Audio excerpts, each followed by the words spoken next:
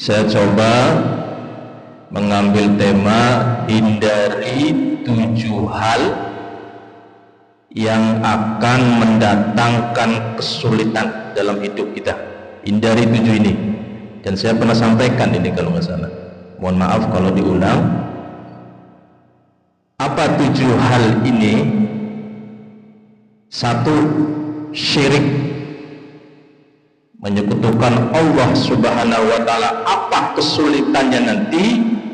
Hidup penuh kegelisahan, nggak tenang hidupnya, dan di akhir hidupnya nanti sengsara tuh jika tidak bertaubat. Ini syirik.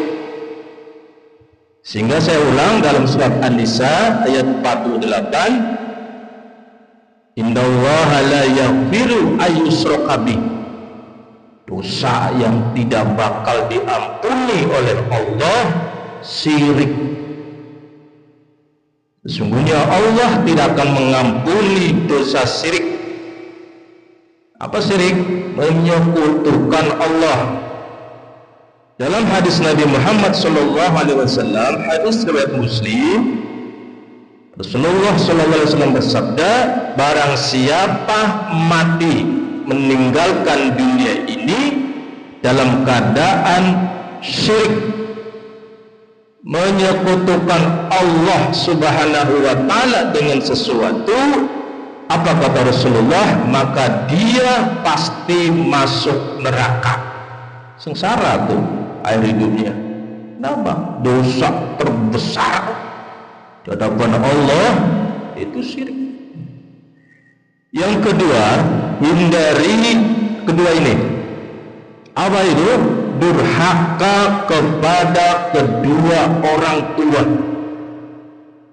Ya, sesusah apapun kita, ekonomi kita sulit, sempit, jangan sekali-kali melalaikan kewajiban kita sebagai anak pada orang tua. Apa kesulitannya? Orang yang durhaka kepada kedua orang tuanya, tidak peduli sama orang tuanya yang masih hidup, hidupnya tidak bakal berkah. Duitnya banyak, uang terus, doanya tidak bakal dikabulkan, dan bisa menyebabkan celaka di dunia dan akhirat. Coba dilihat dalam kenyataan, kemudian biasanya kalau anak durhaka sama orang tuanya, itu di dunianya dikasih DP itu susah terus hidupnya, duitnya banyak kurang terus. Dalam surat Al-Isra ayat 23, Allah Subhanahu wa Ta'ala menyatakan, wa bil walidaini ihsana,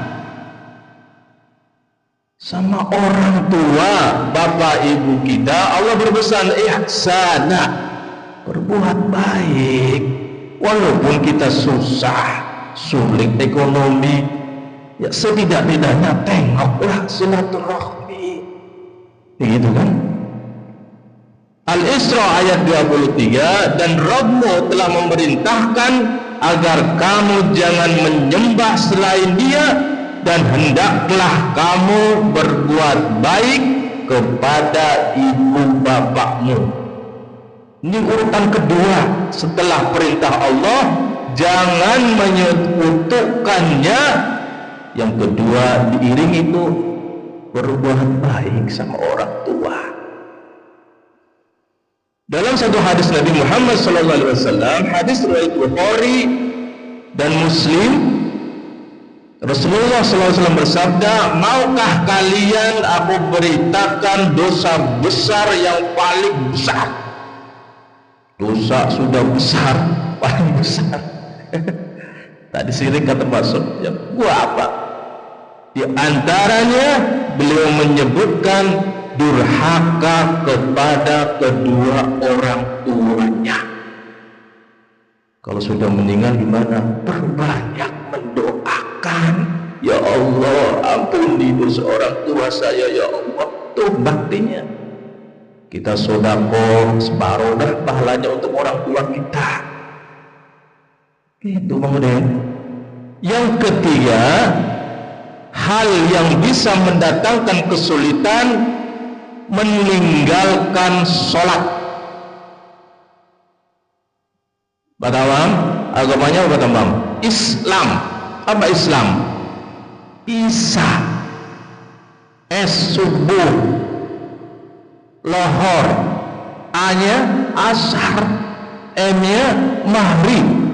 Ketika dia mengaku diri sebagai orang yang beragama Islam, jaga tuh 5 minimal tuh, nggak pakai biaya kan ya kemudian jaga Islam. Sholat isanya dijaga, sholat subuh, sholat lohornya, asarnya, maghribnya.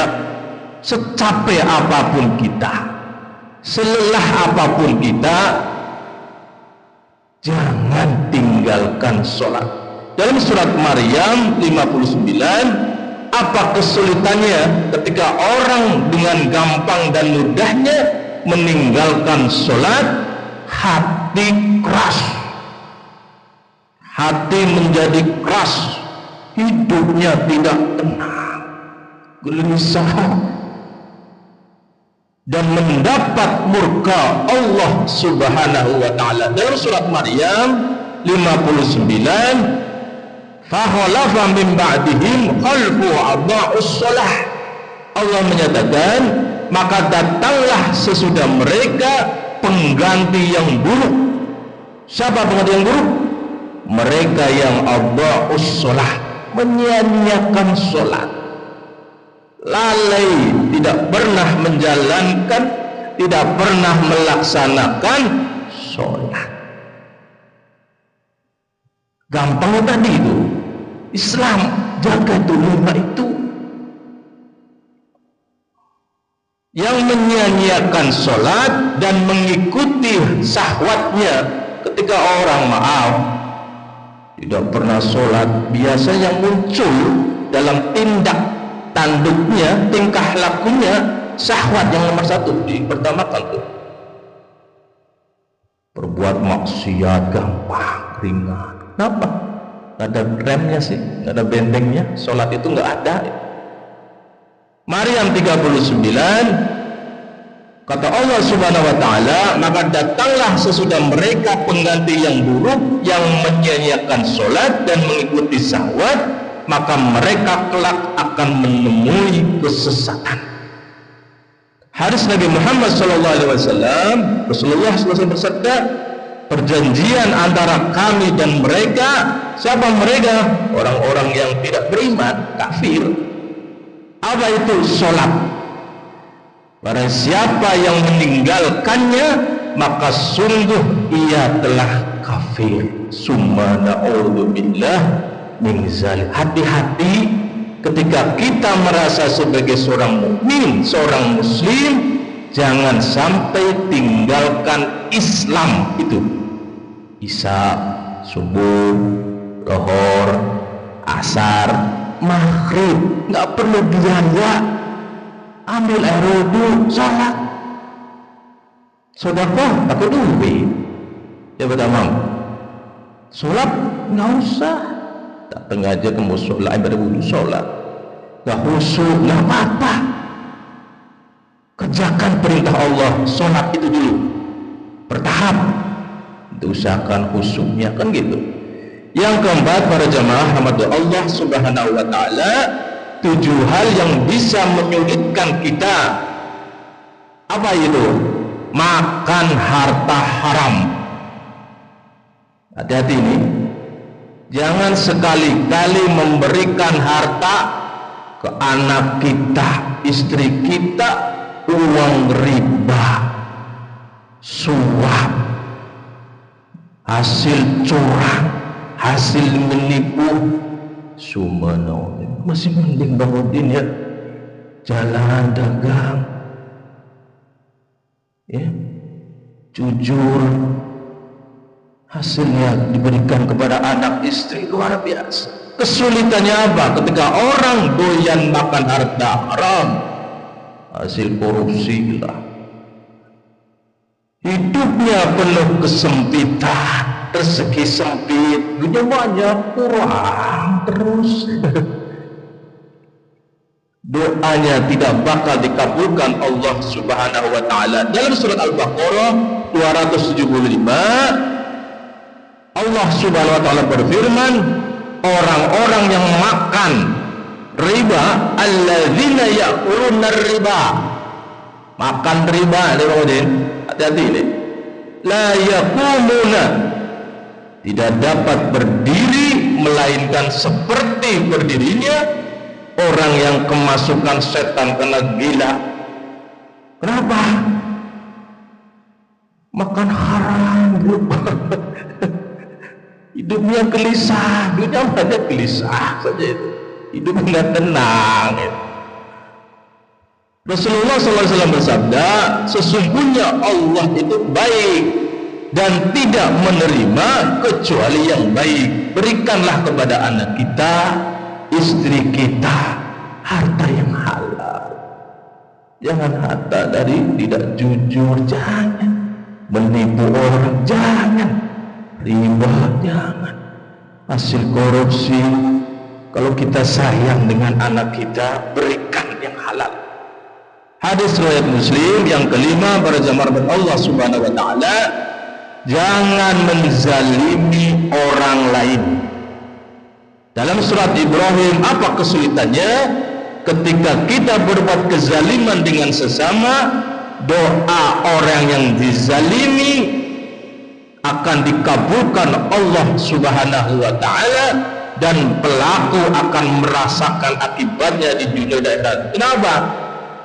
Doanya orang yang dizalimi hati-hati itu nggak ada penghalang antara dia dengan Allah Subhanahu wa taala. Dalam surat Ibrahim 42, dan janganlah sekali-kali kamu mengira bahwa Allah lalai dari apa yang dia perbuat oleh orang-orang yang zalim. Wala tahsabannallaha ghafilan amma ya'maluz zalimun. Tidak tembakan Allah lalai itu, ditandai itu perbuatan orang-orang yang zalim, menzalimi dengan sesamanya. Mungkin dia lolos di dunia ini dari pengadilan dunia, tapi akan menunggu pengadilan akhirat. Jangan sampai sesakit apapun kita, jaga. Rasulullah SAW bersabda, hadis riwayat Bukhari, Muslim, takutlah terhadap doa orang yang terzalimi, karena tidak ada penghalang antara doa itu dan Allah Subhanahu wa ta'ala. Artinya apa? Orang yang dizalimi, gak punya salah, dizalimilah, disakitilah, itu doanya makbul itu. Hati-hati. Yang keenam, para jemaah Allah Subhanahu wa taala, hindari sifat sombong dan takabur. Kesulitannya apa? Dijauhkan dari hidayah dan keberkahan. Orang sombong, takabur, sulit dapat hidayah. Fir'aun itu sulit itu dapat hidayah. Sombong, angkuh, takabur, serta dihina oleh Allah Subhanahu wa taala di dunia dan akhirat. Dalam surat Luqman ayat 18, wala tusa'ir haddaka linnas, Allah berpesan, jangan malingkan mukamu dengan sesamamu. Kalau sombong, jangan, sapalah, ketemu disapa. Ya benar. Wala tamsi fil ardi marha, dan jangan kalian berjalan di muka bumi marha, angkuh, membanggakan dirinya. Sesungguhnya Allah tidak menyukai orang-orang yang sombong lagi membanggakan diri. Rasulullah SAW bersabda, hadis riwayat Muslim, tidak akan masuk surga orang yang dalam hatinya terdapat sebesar biji sawi dari kesombongan. Jangan sampai. Terakhir, para jamaah Allah Subhanahu wa taala, apa yang terakhir? berbuat maksiat secara terang-terang, tidak malu berbuat dosa, berbuat maksiat terangan di hadapan orang. Subhanallah. Apa kesulitannya? Ketika orang berbuat maksiat secara terang-terangan, mendatangkan laknat Allah, hidup dijauhkan dari rahmatnya, menyebabkan turunnya azab dari Allah Subhanahu wa ta'ala. Dalam surat An-Nur ayat 19, sesungguhnya orang-orang yang mencintai tersebarnya perbuatan keji di kalangan orang-orang beriman, bagi mereka azab yang pedih. Tersebarnya perbuatan keji di kalangan orang beriman dapat azab, apalagi yang berterang-terangan berbuat maksiat di hadapan orang, lebih murka Allah Subhanahu wa ta'ala. Dalam satu hadis Rasulullah SAW bersabda, seluruh umatku akan diampuni dosanya kecuali orang-orang yang berbuat dosa dengan terang-terangan. Hadis Bukhari dan hadis Muslim. Subhanakallahumma wa bihamdika asyhadu an la ilaha illa anta astaghfiruka wa atubu ilaik.